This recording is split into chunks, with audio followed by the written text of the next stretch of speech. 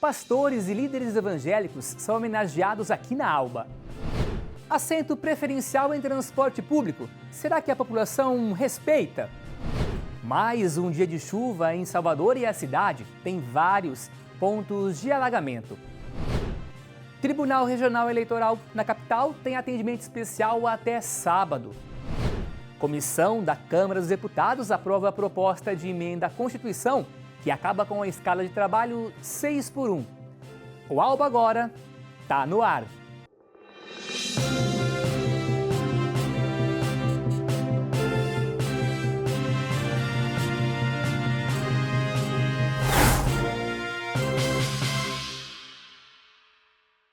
Olá, muito boa noite. Sejam bem-vindos ao nosso jornal noturno do Legislativo Baiano, o Alba Agora. Pastores e líderes evangélicos de todo o estado foram homenageados nesta tarde, aqui na Assembleia Legislativa da Bahia. A homenagem foi uma iniciativa do deputado Jurailton Santos, do Republicanos. Vamos acompanhar. Durante a 5ª edição do ato em homenagem a pastores e líderes evangélicos, religiosos de diversas regiões da Bahia foram prestigiados pela atuação no acolhimento de famílias, orientação espiritual e apoio social. Aberto ao público, o evento destacou o impacto do trabalho dessas lideranças no dia a dia da população. É muito importante, né? A gente se sente honrado fazer parte desse momento. A gente sente essa ajuda e hoje estar aqui vivenciando esse momento de honra, né? É um privilégio para todos nós. A iniciativa, criada em 2022 durante a pandemia pelo deputado estadual Jurailton Santos, tem como objetivo valorizar líderes que atuam diretamente no cuidado com vidas e no fortalecimento das comunidades. Além das homenagens, o evento também promoveu um momento de integração entre as lideranças religiosas e autoridades políticas, reforçando o papel dessas instituições na construção de ações sociais no Estado. Sou um pastor, já há 28 anos que eu prego a palavra, também um deputado e presidente da Frente Parlamentar Evangélica nesta casa. Então, o que eu puder fazer, não só por todo o estado da Bahia, mas pelos pastores, reconhecendo a importância deles com essa homenagem, eu farei. Servo de Deus tem que estar unido, porque se não houver união, nós seremos consumidos, destruídos. O nosso corpo, nós poderemos ter diferença entre a digital, a íris do olho, mas o Deus é um só. E que nos dá nova vida a cada dia. Então nós não devemos deixar esse momento para depois. Esse é o momento. O deputado federal, bispo Márcio Marinho, marcou presença no ato. Junto ao Jurailton Santos, os parlamentares trabalham juntos pela valorização da cultura evangélica. Os pastores são pessoas como qualquer outras pessoas, têm as suas lutas, têm as suas dificuldades, têm as suas batalhas, e uma homenagem como essa que o deputado Jurailton Santos está fazendo para nós pastores aqui na Casa do Povo, na Casa de Poder, é dizer para esses pastores, estamos no caminho certo e o que vocês dependerem dessa casa, desse parlamentar, no caso o deputado Jurailton, lá em Brasília pode continuar contando, porque nós não defendemos placa de igreja, nós defendemos princípios cristãos. A homenagem lotou o auditório Jorge Calmon. O ato deixou de ser somente uma homenagem aos pastores e líderes religiosos e se transformou em uma grande celebração da cultura evangélica na Bahia, com muita música e emoção. A gente tem hoje o entendimento de que dar espaço à comunidade evangélica, dar espaço à liderança evangélica é também dar espaço à parte da cultura baiana. Então, para nós é uma oportunidade ímpar que a comunidade evangélica tem de se expressar, de ser reconhecida e uma coisa que merece um destaque, como está tendo aqui nessa programação. A Procuradoria Especial da Mulher, aqui da Assembleia Legislativa da Bahia, realizou uma capacitação sobre enfrentamento à violência política de gênero, voltado para profissionais como advogadas, psicólogas e assistentes sociais. A formação foi conduzida pela chefe da Ouvidoria do Tribunal Regional Eleitoral da Bahia, a Ana Carolina Alencar Furtado, que destacou a importância de preparar equipes para acolher vítimas, orientar denúncias e garantir encaminhamentos adequados, especialmente em ano eleitoral. A iniciativa da Procuradoria Especial da Mulher reforça a qualificação da equipe e a parceria entre instituições no combate à violência contra a mulher. Um direito garantido por lei, mas que nem sempre é respeitado na prática. Em ônibus, metrôs e trens, o assento preferencial deveria garantir conforto e segurança para quem mais precisa. Mas a realidade muitas vezes é outra. Veja na reportagem. Desde 3 de janeiro de 2012, está em vigor a lei que garante assentos preferenciais nos transportes públicos em todo o país. Mas será que a população de Salvador realmente respeita essa lei? Rapaz, não, viu? É muita confusão, entendeu? Mas, oremos. Sim, respeita sim. Ele cede o lugar para mim, quando estou com minha filha. Idosos, gestantes, pessoas com deficiência e com mobilidade reduzida têm prioridade garantida por lei. Pode até parecer gentileza, mas não é. É obrigação e prevista em lei. Mesmo assim, muita gente ainda ignora. Finge que estão dormindo. Não dá um lugar. Às vezes eu estou sentada em outra cadeira que não é, eu levanto para dar. E eu estou com problema na perna. Não estou podendo ficar muito tempo em pé, mas mesmo assim a gente tem que fazer. É falta de respeito pelo outro, né? Eu acho assim que todos vão envelhecer e todos precisam ser acolhidos. Se eles não acolhem, como é que vai ser? E a regra pode ficar ainda mais rígida. Em cidades como Rio de Janeiro, Brasília e Belo Horizonte, todos os assentos do transporte público já são considerados preferenciais. Isso significa que, se alguém que tem direito estiver em pé, qualquer pessoa deve levantar. Aqui, a medida ainda não é válida. E a sociedade avança na medida que ela entende que é necessário garantir direitos cada vez mais.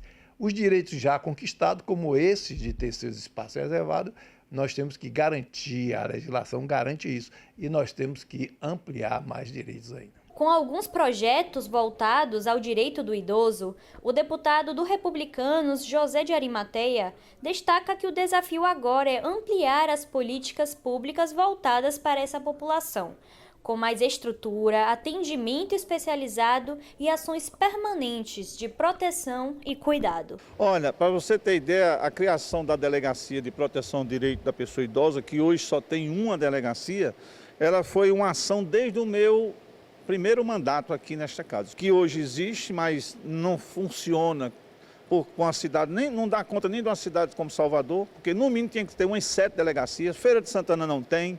Então isso realmente carece, e a questão da violência, que é crescente, fica à mercê, né? Porque muitos ignoram, então nós não podemos aceitar isso. Mas estamos esperando que o governo possa ampliar, né, nessas delegacias, e até mesmo colocar, se não pode ter um delegado específico, mas tem que ter alguma coisa no sentido de atender a questão da violência contra o idoso. O outro projeto que eu apresentei foi o governador criando um instituto para o idoso, que esse instituto vai dar um amparo maior para as questões da dificuldade que o idoso tem.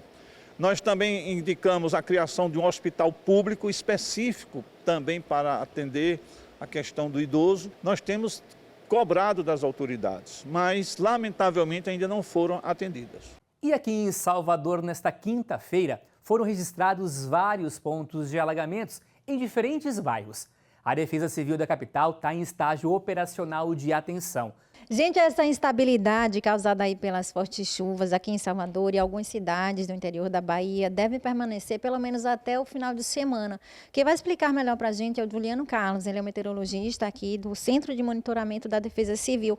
Por que essas chuvas, Juliano? Que fenômeno é esse?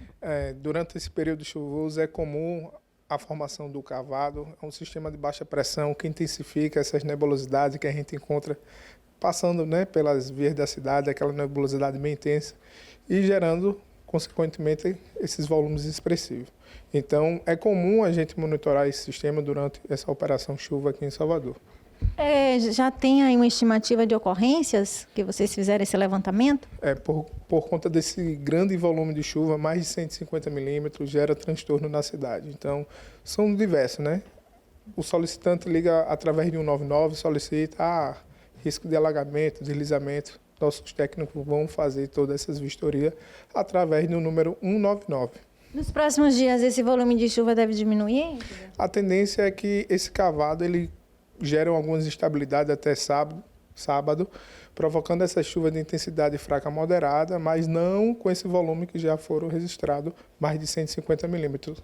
Aqui na capital baiana, quais foram os bairros que mais registraram esse acumulado de chuva? Em primeiro lugar foi Monte Serra, 150 milímetros. Em seguida, Rio Vermelho. Então, essa região toda da Barra também teve esses acumulados expressivos. Então, a tendência é que ainda continuamos, né, com esses acumulados, né? Então, a Defesa Civil alerta a população que ligue para o 199. E outro destaque é a normal climatológica. O esperado para o mês é 284,9 milímetros. Já superamos essa normal climatológica, que é comum do período. Aqui em Salvador tem sinal de atenção. Em algumas cidades do interior tem laranja, amarelo, né? Salvador, a gente tem um protocolo, né, que é o plano preventivo da Defesa Civil. Esse grande volume de chuva, acima de 80 milímetros, com a continuidade dessas chuvas fortes, a gente tem essa mudança de nível de observação para atenção. É com isso que os nossos técnicos aqui da Defesa Civil irão, né, até as áreas de risco, onde possui o sistema de alerta e alarme, e daí vão fazer essas vistorias e depois traz essa devolutiva para saber como é que está aquela localidade. Isso, muito obrigada pelas informações, viu, Juliano? Qualquer sinal de emergência, gente, de alerta, só acionar a Defesa Civil no 199. Voltamos ao estúdio. O Instituto Nacional de Meteorologia elevou o nível de alerta para chuvas intensas de amarelo para laranja, colocando Salvador e outras 44 cidades em situação de perigo. Hora de conferir como fica a previsão do tempo aqui em Salvador e também em cidades do interior do estado. Durante toda esta quinta-feira choveu forte em toda Salvador. Vamos ver amanhã? Olha só na tua tela. Salvador, a capital, amanhece com sol entre nuvens e vai chover. Amanhã em Salvador, à tarde, também deve ter chuva. Máxima de 28, mínima de 23. À noite também com chuva na capital dos baianos. E seguindo o nosso mapa, olha só, Crisópolis, no nordeste da Bahia. Amanhece com sol entre nuvens e não chove. À tarde vai chover. Máxima de 28, mínima de 23. À noite, o céu encoberto, mas não chove. Passeando pelo nosso estado, Cachoeira, lá no Recôncavo. Amanhece com sol entre nuvens, também tem sol entre nuvens, mas chove à tarde. Máxima de 36, mínima de 23. À noite, chove em Cachoeira, no Recôncavo Baiano. Passeando pelo estado com a cidade Pojuca, que fica aqui na região metropolitana. Amanhece com sol entre nuvens, à tarde chove. Máxima de 28, mínima de 23 e à noite vai chover. O Alba agora vai fazer uma breve pausa, mas a seguir, comissão da Câmara dos Deputados aprova o fim da escala 6x1. O intervalo é rapidinho. Não saia daí.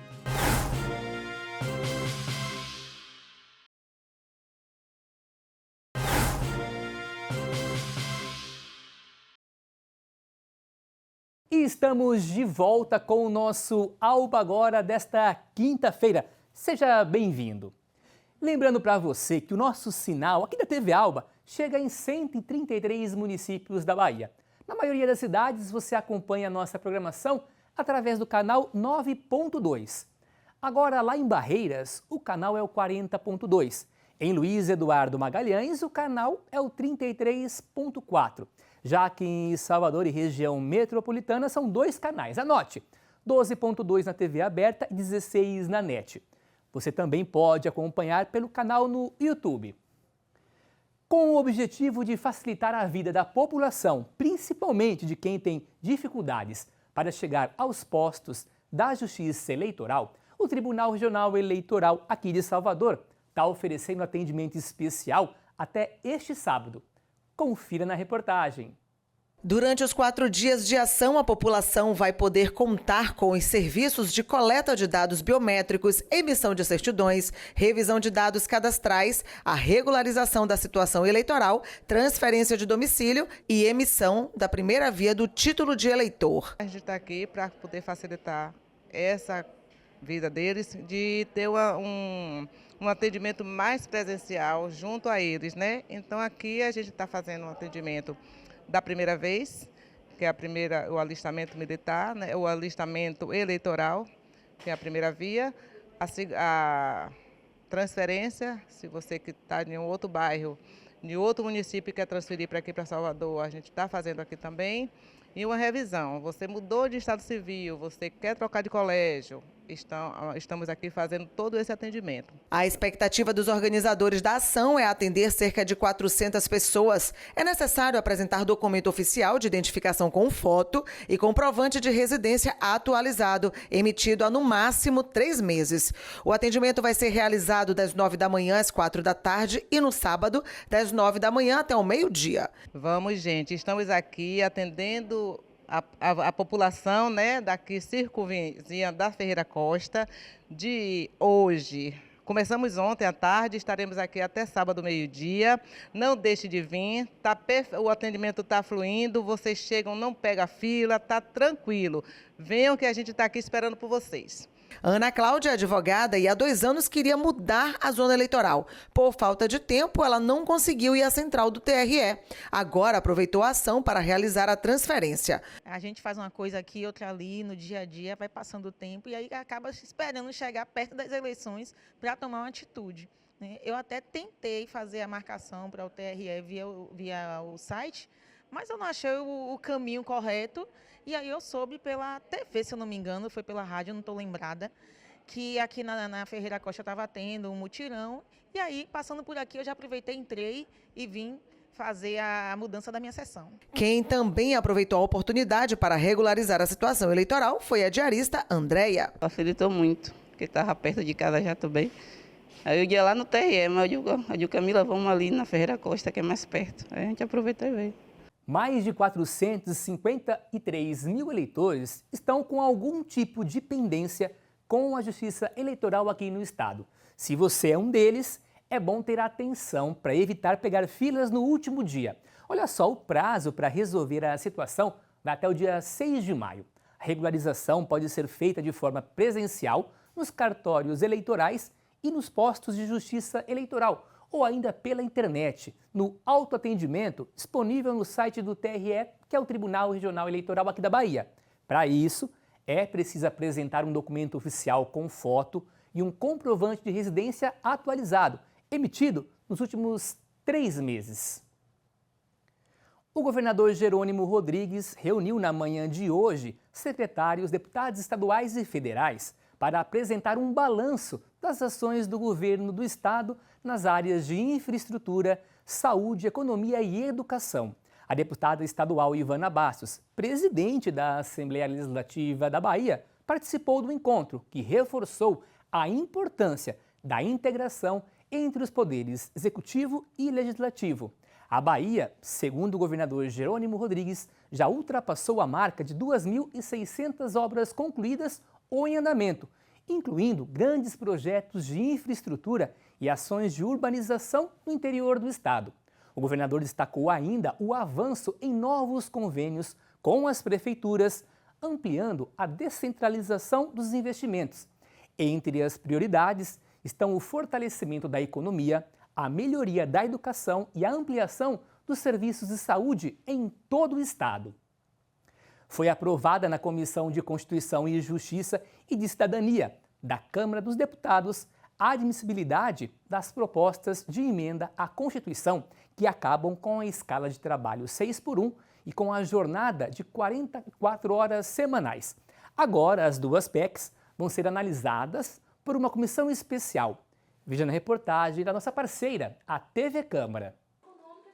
A Comissão de Constituição, Justiça e de Cidadania da Câmara, a CCJ, aprovou as propostas de emenda à Constituição que acabam com a escala de trabalho 6x1 e com a jornada de 44 horas semanais, criando regimes mais favoráveis aos empregados. Isso quer dizer que as 2 PECs foram consideradas constitucionais e avançam agora para análise numa comissão especial, que vai discutir com mais detalhes o conteúdo do texto, para depois ser votado em 2 turnos pelo plenário. A comemoração dos deputados favoráveis à mudança foi precedida por debates intensos, envolvendo principalmente parlamentares da oposição e da base do governo.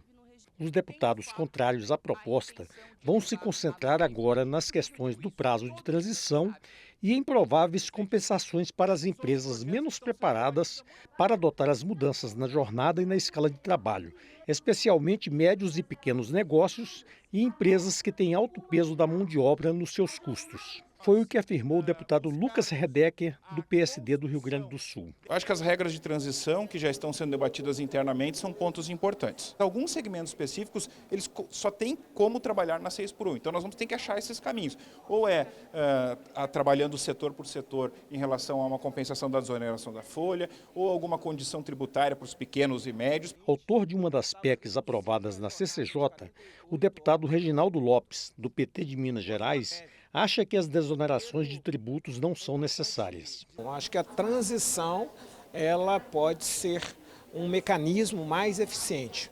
A compensação, nós fizemos a reforma tributária e, por exemplo, para as pequenas empresas, nós criamos um regime favorecido e vai ocorrer também o ganho de aumento de produtividade, porque quem trabalha menos, trabalha melhor, quem trabalha menos é mais produtivo. O relator das propostas, deputado Paulo Aze, do União Brasil da Bahia, diz que o fim do atual regime de trabalho já é uma realidade, mas é preciso oferecer alternativas para as empresas mais afetadas. É claro que divergências existem, que pontos precisam ser aprofundados nessa discussão, mas eu tenho muita convicção que trabalhadores, setores produtivos e o governo haverão de estar ao lado da Câmara dos Deputados para oferecer ao país um avanço de verdade. Esses setores que têm na composição do seu custo um peso relevante da mão de obra merece sim uma atenção, merece sim que o governo possa de alguma forma mitigar esses efeitos. Hora de conferir as notícias que estão em destaque em nosso site aqui da Alba. Anote, é o al.ba.gov.br. Olha só, deputado Marcinho Oliveira propõe obrigatoriedade de manto protetor em enterros. Tem mais notícia? Claro! Emoção na Alba, Leandro de Jesus questiona a indicação de Messias ao STF. Continuando em nosso site os destaques, deputado Diego Castro pede hospital de média e alta complexidade em Cansanção, no interior do estado. Mais notícia? Deputada Ludmila pede instalação de quebra-molas na BR-101 em Alagoinhas, também no interior do estado. E a gente vai de mais notícia para terminar. Deputados acompanham um balanço de ações do governo em reunião com o Jerônimo. Essas e outras notícias você acompanha diariamente em nosso site. Anote aí, é o al.ba.gov.br. O deputado estadual Vitor Bonfim apresentou uma indicação na Alba sugerindo a inclusão do cacau e de seus derivados, como o chocolate, na merenda escolar da rede pública estadual. Veja essas e outras notícias no nosso Giro Político. Roda! A presidente da Assembleia Legislativa da Bahia, deputada Ivana Bastos, destacou os trabalhos realizados nas comissões temáticas da Casa nos primeiros meses de 2026. Segundo a presidente, áreas como economia, agricultura, turismo, educação e infraestrutura foram pauta de audiências públicas com participação da sociedade e do setor produtivo. Ivana Bastos citou discussões como o programa Cacau Mais, que busca aumentar a produtividade agrícola, além do debate sobre a crise da citricultura e propostas como inclusão da laranja na merenda escolar. A presidente também ressaltou o avanço na alfabetização infantil no estado, que passou de 36% em 2024 para 55% em 2025. De acordo com a presidente da ALBA, tem ampliado o diálogo com a sociedade, citando a audiência sobre impactos ambientais na Baía de Todos os Santos, como exemplo da atuação provocada por movimentos sociais. O deputado estadual Vitor Bonfim apresentou uma indicação na Assembleia Legislativa da Bahia sugerindo a inclusão do cacau e seus derivados, como o chocolate, na merenda escolar da rede pública estadual. A proposta, segundo o deputado, tem como objetivo incentivar o consumo de produtos regionais, fortalecer a agricultura familiar e impulsionar a cadeia produtiva do cacau, especialmente nas regiões sul e extremo sul do estado. Segundo o parlamentar, a medida também está alinhada às diretrizes do Programa Nacional de alimentação escolar, que prevê a compra de alimentos da agricultura familiar, além de contribuir para uma alimentação mais nutritiva dos estudantes. O Colégio de Líderes da Câmara Municipal de Salvador definiu uma nova data para a votação do Plano Municipal de Segurança Pública, o dia 6 de maio. A decisão ocorreu após pedido de vista da oposição, liderado pela vereadora Aladilce Souza, que solicitou mais tempo para análise do projeto. Antes da votação, será realizada uma audiência pública no dia 29 de abril para ampliar o debate e permitir sugestões. Para o vereador Cláudio Tinoco, a medida abre espaço para contribuições da sociedade. Já o líder da oposição, Anderson Leal, defendeu maior participação popular na construção do plano. O projeto enviado pelo prefeito Bruno Reis reúne ações para enfrentamento da violência no município. E o presidente Luiz Inácio Lula da Silva decidiu que o governo federal não vai apoiar projetos que proponham a criação de uma nova estatal para exploração de minerais críticos no país. A posição foi definida depois da reunião no Palácio da Alvorada com ministros, onde ficou acordado que a criação da chamada Terrabras não é necessária neste momento e pode gerar entraves regulatórios e fiscais. A proposta é defendida por parlamentares da base aliada e aparece em projetos que tratam da política nacional de minerais críticos, considerados estratégicos para a transição energética e tecnologias de ponta. A discussão deve avançar no Congresso nas próximas semanas, com o relatório servindo como base principal para a negociação. E assim, a gente encerra o Alba Agora desta quinta-feira. Para participar do conteúdo aqui do nosso jornal, mande uma mensagem para o nosso WhatsApp aqui do jornalismo. Anote, é o 719-9602-5318. Se perdeu alguma reportagem, nossa reprise passa à meia-noite. Amanhã tem o Alba Notícias ao vivo, às 1h50 da tarde. Tenha uma boa noite, até a próxima!